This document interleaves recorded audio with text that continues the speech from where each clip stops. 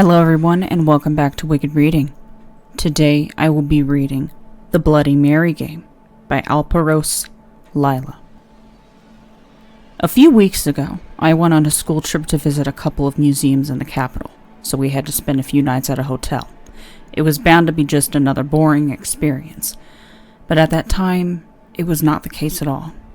On the first night, when we got back to the hotel, I met Nicole, a girl from another school that was visiting the same places as us.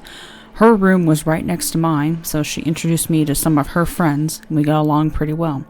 After a couple of hours, I went back to my room and got ready for bed. It was almost midnight, and as I was brushing my teeth, I could hear the girls laughing, so I put my ear against the wall and tried to listen, using the glass resting on the sink. I couldn't quite make out what they were saying, but it sounded like Nicole and her friends were murmuring and giggling. I assumed it was just some good old-fashioned gossip and went to sleep. The following day, when I met up with Nicole and the crew, I asked her about the previous night. She said they were playing the Bloody Mary Truth or Dare game. It's like playing Truth or Dare by spinning a bottle, but with a twist, she said. Basically, if you chose truth, you'd have to share a personal secret about yourself. Otherwise, you'd be dared to say Bloody Mary 3 times while staring at yourself in the mirror with the lights off, only having a dim flashlight pointed at your face.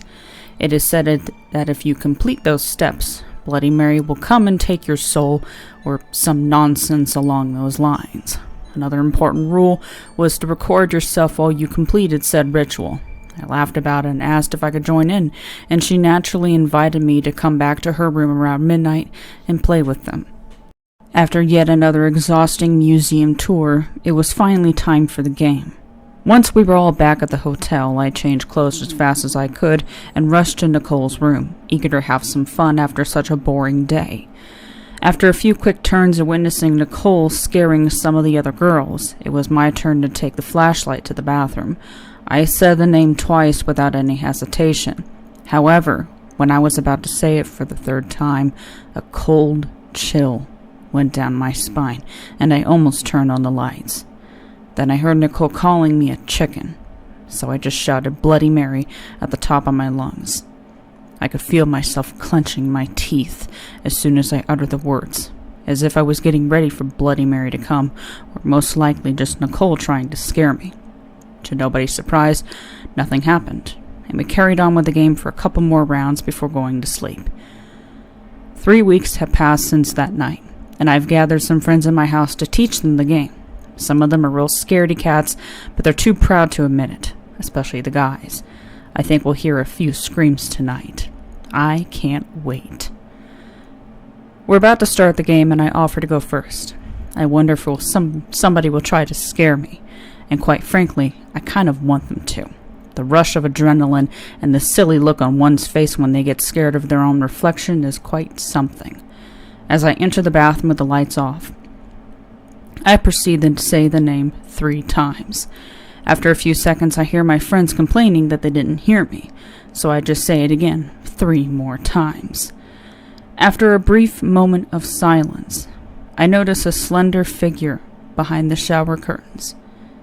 It looks a little bit like my sister. She's rather short for her age and has long, wavy hair. I bet she's trying to scare me. The other kids waited for about 5 minutes before checking in on their friend.